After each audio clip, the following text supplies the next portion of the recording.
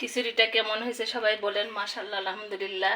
একটু সরিষার তেল দেবো, আমি কিন্তু সরিষার তেল ছাড়া খিচুড়ি খেতে পারি না। এটি কিন্তু আমি আমার আম্মা আব্বার থেকে শিখছি, অনেক ভালো লাগে খেতে, সেটা একটু দেখালাম। আর এখানে খেয়ে একটু শেয়ার করি বিসমিল্লাহ বলে আপনাদের সঙ্গে। একটা ভিডিওর পেছনে কিন্তু অনেক কষ্ট করতে হয়, যারা আর কি জানেন না তারা কোনোদিন। দেখতে পাচ্ছেন আপু কি করতেছে দুপুরকার রান্না, এটা কিন্তু কালকের ভিডিও। আসসালামু আলাইকুম, সবাই কেমন আছেন? আমি ভালো আছি আলহামদুলিল্লাহ।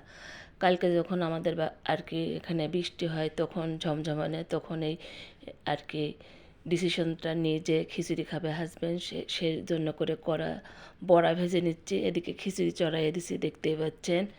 আর সুন্দর করে কিন্তু বড়াগুলো ভাজার চেষ্টা করতেছি, যেহেতু খিচুড়ি দিয়ে খাবো ওই জন্যই করা। অর্ধেক আমি রেখে দেবো রাতে খাওয়ার জন্য। আর এখানে পাঙ্গাস মাছ রাখছি, আমার হাজব্যান্ড খায় না, সেটা 2 পিস ভেজে রাখবো আমার খাওয়ার জন্য, যেহেতু আমার হাজব্যান্ড খায় না। সুন্দর করে ভাজার চেষ্টা করতেছি। আর দেখেন বেশ কয়েকটা দিছি, আর কয়টা রেখে দিব আবারও বললাম। দিয়ে অল্প আঁচ দিয়ে কিন্তু আমি বাগানে চলে যাব কাঁচামরিচ আনতে, যেহেতু আমি কাঁচামরিচ দিয়ে খিচুড়ি দিয়ে খাবো, অনেক পছন্দ করি আমি এই খাবারটা।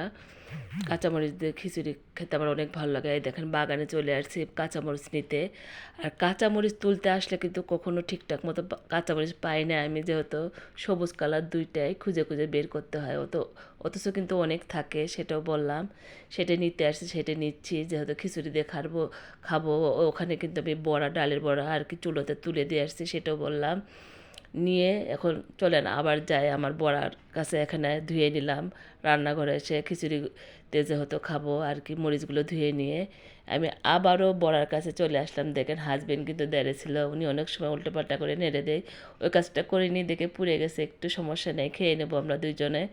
আবারও কিন্তু উল্টোপাল্টা করে আমি একটু নেড়ে চেড়ে আর কি নিচ্ছি, ওই জন্য কালারটা একটু অন্যরকম হয়ে গেছে। তাছাড়া সুন্দর কালার হয়। এখানে আমি পাঙ্গাস মাছ ভেজে নিচ্ছি 2 পিস, যেহেতু আমি একাই খাবো, হাজব্যান্ড খাবে না, সেটাও সবার সাথে একটু বললাম। আর পাশে তো রেখে দিছি, দেখতেই পাচ্ছেন সুন্দরভাবে।